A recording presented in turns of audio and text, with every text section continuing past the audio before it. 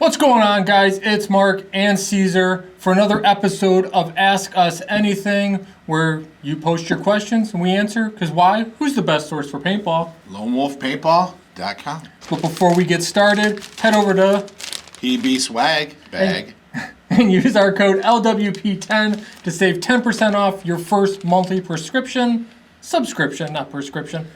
glasses, subscription bag. Ready? PB Swag, yeah. All right. Getting started. First question. John, remember this fire-ass game? I do. Does anyone know who's on the cover? Do you recognize that Dynasty player? Dynasty. I believe that is Ali. Think that's Ollie? Yeah. Okie dokie. I think that's Ali. Next question. Omar, I have an Empire Sniper and I need a case for it. Any suggestion? Empire Sniper. You could probably go with the HK, the XL case. Yeah, the Exalt case. Yeah. The XL should fit too. They're both around the same size. Yeah, so it's your choice. Do you like gold zippers? Get the HK. If you want normal zippers, get the Exalt one. There you go. Josh Rawls, do y'all sell used markers? I'm dying for a 170R, but can't swing a brand new one. Nope. No, sorry, bud. You know what you get with used gear? Used problems. So, but we do use Affirm, Karma, PayPal credit. There's a lot of ways you can finance, or just go cut some lawns. Next, Andy Potter. Who's the best source for paintball? LoneWolfPaintball.com. There we go. Did you see what that guy wrote? Enrique, I've wanted to upgrade a pro gun. What should I get? What's a good pro gun? Well, I mean, depending on what you're upgrading from. I mean, if you're, upgrading to CS2 Pro, Lux, TM40, I don't know what you're upgrading from, so it's hard for me to suggest anything. If you want to reply back in there and say, I don't want you to make a lateral move, but if you're going to upgrade, you can upgrade to TM4. What's your budget? Yeah, TM40, GO4s. I mean, there's quite a few in the market. And anything, I would say, in the $800 and up price point, you really can't go wrong with. Because they're all going to The pro players are using shockers. They're using CS2s. They're using TM40s. They're using M3 pluses. M3. I mean, there's so many of them up there. Yeah, you can't go wrong with any one of them. It's more of who's your preference. You a die guy, you a PD guy, you like HK, Infamous. Like I said, anything over $800 is going to compete very easily. At the pro level. Yep. John Pelfrey, at the 2021 Cup I watched, then HK Army sponsored Dynasty play every point using TFX 3s. Up until then, I rarely seen a TFX. It was mostly speed loaders the team was using. Does anyone know why? Questions like this are what keep me up at night. Why would a team change the loaders they're using at Cup? Maybe because it might have went down. Sponsors. Sponsorship. Yeah. Somebody came in, HK came in and went, we want to be a sponsor. And Dynasty went, because Dynasty shoots Field and Force, right? Yes. So they're like, well, you can't have the guns because these are kind of our guns. You want to sponsor the loaders? Here, pay us lots of money and give us loaders. As of right now, they're not using that loader anymore. Oh, it already changed. Yep. That's how fast it happens. And sponsors come and go. Because the TFX is HK. Yeah. Yeah, I believe they are shooting something else now. Oh, so it was just for one event, apparently. It was all last year. Yeah, it happens. Denny Orban, why don't they make any slider shorts in the size for people that are 40 inches and bigger? Do you wear slide shorts?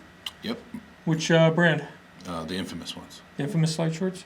So, yeah, unfortunately, everybody thinks that paintball players are Skinny. size 28 to 32 if you're lucky and only play Snake, but try the Infamous. I'm trying to think. I think the new carbon pants, not the shorts, the pants, go up to 2X. I don't know if that would be enough or not, but yeah, I don't know. I don't know about they just try something out and see how it works for you. Because it's not something you can try on usually. No, you can't walk anywhere just try on slide shorts. Yeah, and I was going to say Amazon's got a really good return policy. I was going to say, see if you can find them on Amazon, try them, and then send them back. Yeah. But Will McVee, I'm working with my work on organizing a company picnic at my local field, but they have something about needing full price for people to play with rental after 10 people is normal. I mean, prices for fields, group rates versus normal rates is going to vary field by field. Usually the minimum is 10. Yeah. I mean, but right now Lone Wolf has a great promotion, the spring promos, I don't know if he's in Michigan or not. Yeah. But, Holly High School. Yeah. So. But, yeah, it really depends on the field. There's no hard set rule with all the BS with COVID. Some fields are trying to make up for it, not being able to run specials. Just ask nicely. Or maybe if you tell them you'll buy extra paint, maybe they'll give you a discount on the admission, something. Or guarantee them 2 or 3 a year, then there you go. Maybe they'll work with you too. Yep. So, but you got to ask. Chris McAllister, Axe 2.0 or Etha 2, which would you buy?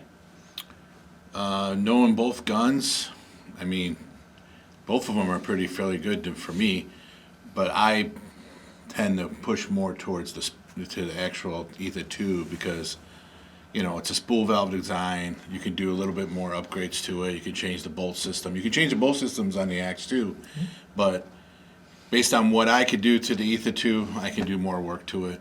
But that's my personal preference. They're both great guns. So I'm trying to think price point wise. Those are both around the $500-600 bucks. They're both in the same price point. Yeah, I was just trying to think of what else was out there. I think the DSR is higher now. DSRs are higher. Those two are competing both in the same price point. Yeah. Either one's still a good pick, but I'd probably go with the Etha 2 myself. Paul Farrell, what are your views and thoughts on the Ninja Pro Flex Reg over the Ninja Pro V2?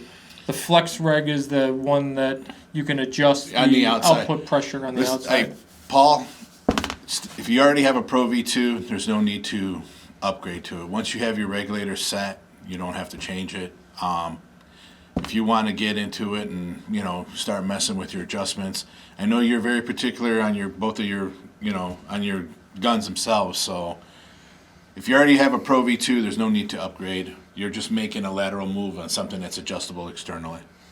But if you're getting your first professional regulator, you can't go wrong with either one. Nope. I think the Pro Flex Reg is a really neat concept. It was kind of cool seeing them play with it over at Extravaganza. Well, yeah, you're adjusting. But once you set it for the gun you're using it on, and I think the first handful of guns, I never even changed it from whatever it was I bought it at.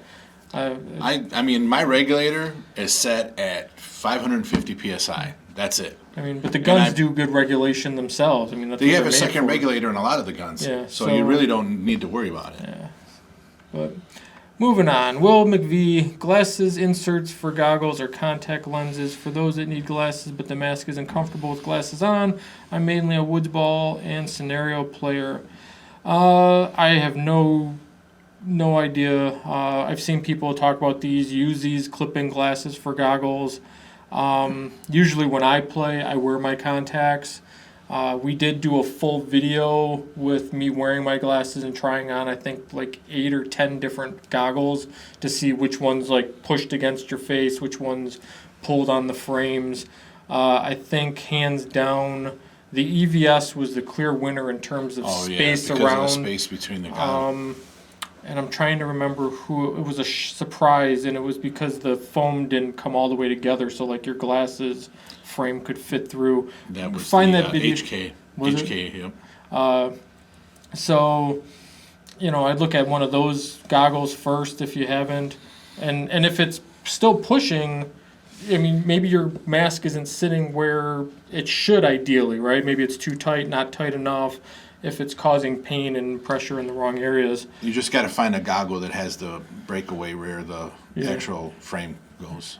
Or, I mean, I know I own 3 different pairs of glasses for different things. Right? I've got a pair that I only wear when wearing VR goggles for playing video games because they're smaller and whatnot. So even think about that route because you can get $39glasses.com and places so cheap if you have a prescription. So lots of options, but I mean, check out those Uzis. But again, if you're buying a special clip-in for your goggles, and then that's only what they're good for, I don't know how practical that is in cost. Zachary, do y'all have any CS2 mech frame? If not, when are you going to get some? They are in stock as of right now. Don't know how long they're going to last. So, I mean, he's put this February 23rd. Yes, We're already March 3rd. Yep. So that was 10 days ago. As of right now, they are in stock. So if we could probably reply to this man right now and say, hey, oh, they are in stock. In stock now. Don't know how long they're going to last.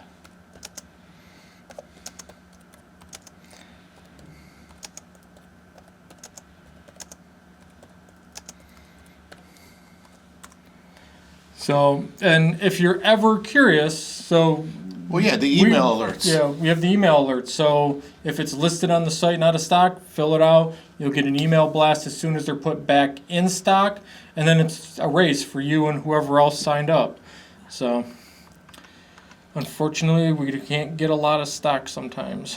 Nope. Bo Bear, looking to get back in the sport after a 10-year hiatus. I am realizing that many things have changed. I saw a used shocker amp for $675, a little over budget, but I used to have a shocker NXT, so it's a soft spot in my heart.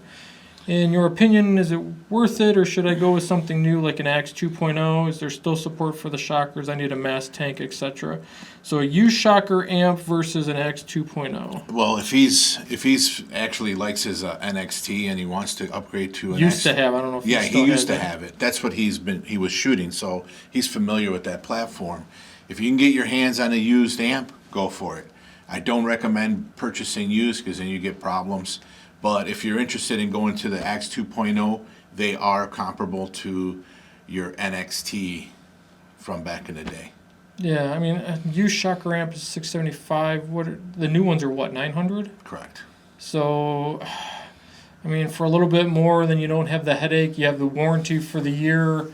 And you can purchase it from the site on a firm too. Yeah, so just keep that kind of stuff in mind. I've seen too many people buy something and they think it works because the guy sent them a shooting video and it turns out that the regulator's blown out or there's some electrical issue that on the 5th time of ramping it does a little glitch. Or, I hate dealing with used crap. But yeah, I'd stick with the shocker if you can. If not, Yep. I mean, you're not going to go wrong with an Axe 2.0. It's just you're going to go, oh, I'm going to upgrade now later. So, Nathan, I'm butchering your name. I'm just going to call you Nan. How is the Macdev markers are performing? Any views on XDR as tournament markers? I know nothing about Macdev other than The Macdevs that I've seen, they've been performing really well competition-wise. We just haven't gotten our hands on enough of them to really get into them. There's a select few teams that have used them last year. The players that I've spoken to somewhat are 50-50 on them. So I can't give you an honest opinion on it because I haven't gotten one in my hand to physically gone through it. And I go through a lot of guns. I mean, I physically can tell you, yay or nay on a gun the minute I get it in my hand and shoot it. Yeah, I've seen some guys that are ride or die with Macdev. Yeah, it's one of those things that either you're with it or against it, and it's just. Yeah. What I would suggest is if you're a guy that doesn't mind tinkering and having to possibly work on it, then by all means give it a shot. If you're looking for something that's just going to work right out of the box and you're not going to have to mess with, then pretty much anything Planet Eclipse is safe to go by. Even the shockers these days are, coming out of the box. Yeah, DLX. Yeah, GOG, I mean, they're all. I mean, yeah. Jason Purdue. So Paintball Extravaganza, is this event open to the public or just to go in and buy stuff? Nope. It is wholesale. It is exclusive to field owners and stores and industry professionals. And all the cool stuff comes out at World Cup anyway, so don't feel like you're missing anything. Yep. Jason Case, is the outdoor speedball field going to be ready for the season? You know if Metamore's got the speedball? They are probably 75% going to have it open for the season. Not opening day, Yeah. but it's supposed to be open this year. Awesome. 75%. We're not 100% sure. Been waiting for that one for a while. So that's it. That was all our Ask Us Anything. Caesar, me, I'm Mark. Of course, put your questions in the group. Go join, sign up. We'll try to do these faster so we can get responses while they're more relevant, I guess. More current. Yeah. But otherwise, where do they shop? LoneWolfPaintball.com. See ya.